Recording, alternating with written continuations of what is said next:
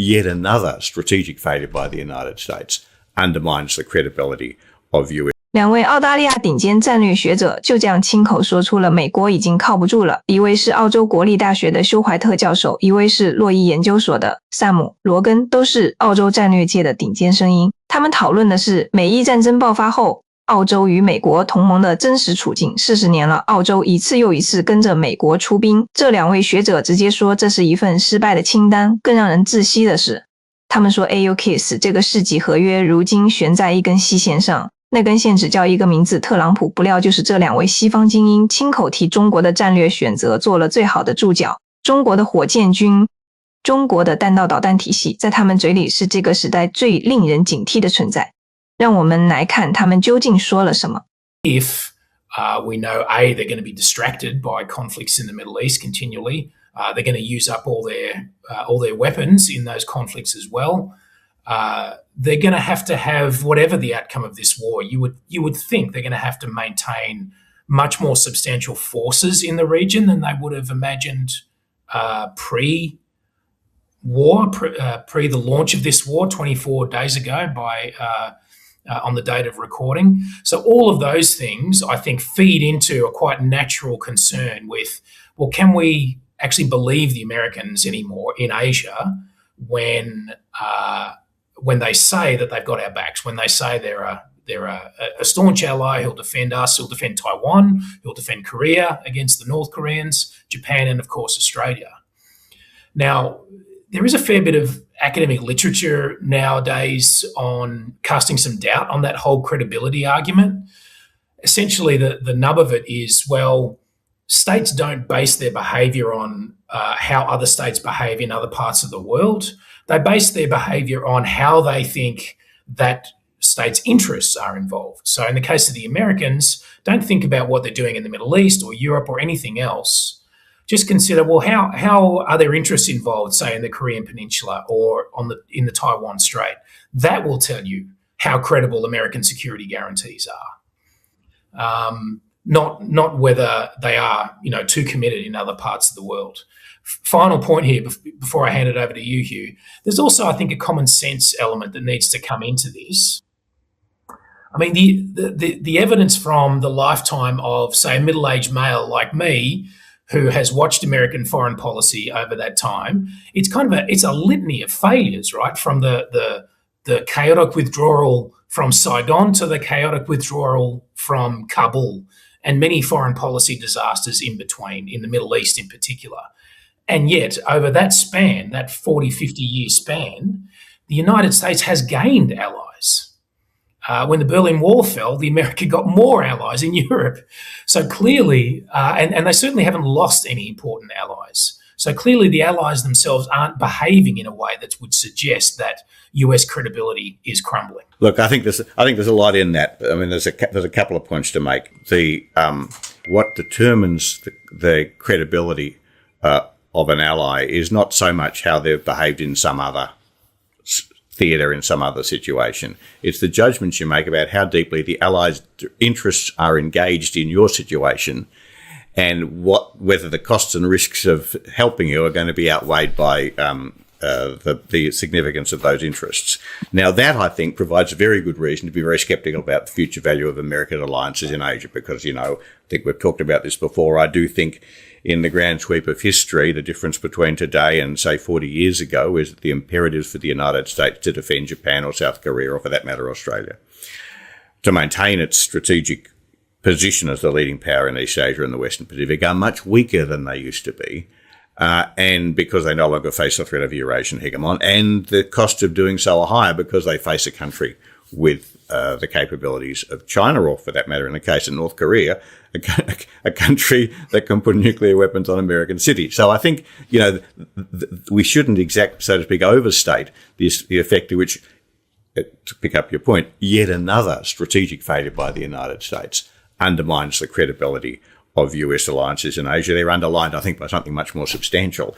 But having said that, there's a difference between, so to speak, the rational, orderly, disciplined, strategic argument that I've just summarised for you on the one hand, and the psychological impact of, do I feel do I as a voter, or for that matter, as an analyst or as a political leader, do I look at America and say, yeah, I trust these guys? Mm-hmm. And I do think this episode will have further eroded the, so to speak, visceral confidence that people can have in the United States, because it does seem such a massive failure of judgment. I mean, if the stories that are coming out of Washington are right, that Trump was telling people that it would be all over in 4 days, that he was telling people that he was surprised that the Iranians would strike the southern side of the Gulf. If they were surprised that the Iranians would go so far as to interdict traffic in the Straits of Hormuz, and the way in which,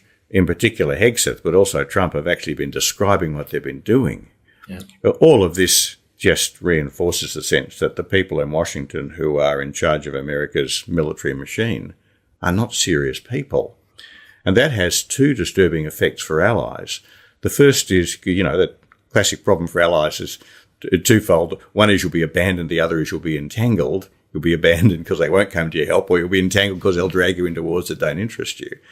And what I think the spectacle of the last few weeks has reinforced is the sense that this is an administration, and behind the administration, this is a wounded and dysfunctional political system, which can do both of those to allies, even more seriously than we thought in the past. So I do think, whilst it doesn't undercut that, so to speak, rational strategic argument, I do think it does, at a more visceral, you might say sort of psychological rather than logical level, does further erode the credibility of America's place as a global leader and as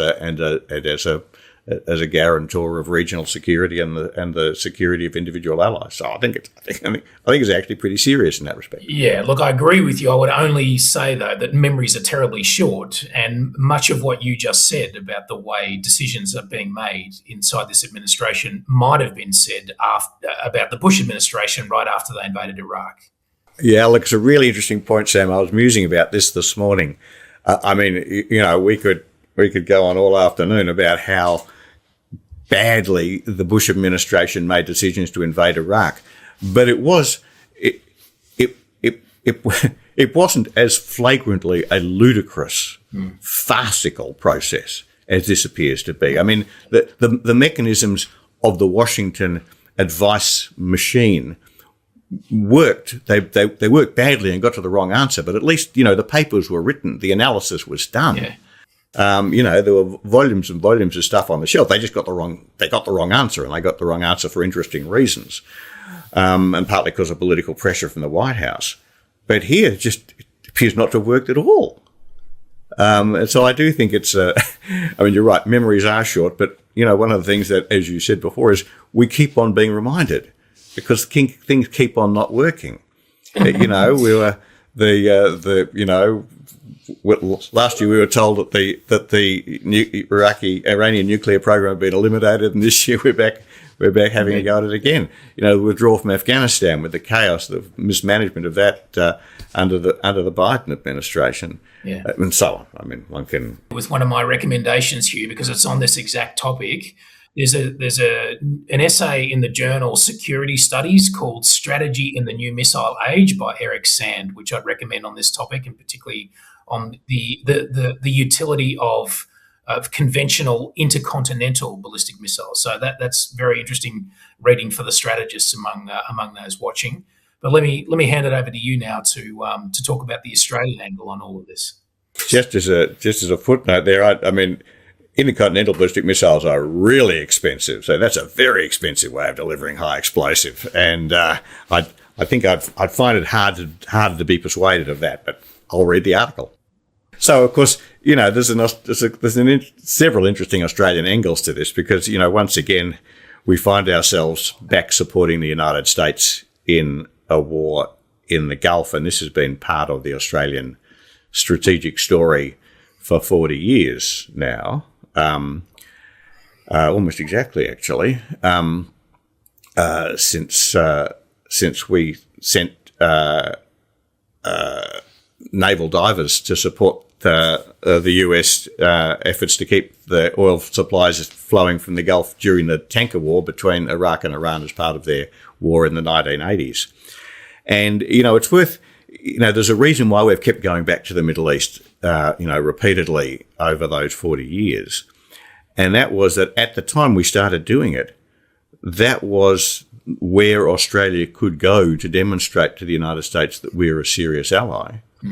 Because unlike during the 60s and into the early 50s and 60s into the early 70s, when we demonstrated we were an important ally to the United States by supporting the United States in Asia, in our own part of the world. Right. By the time you get to the early 80s, Vietnam was a decade ago or more. The United States was uncontested as the dominant power in East Asia and the Western Pacific. We were doing virtually nothing with the United States in the Western Pacific because there was nothing to do.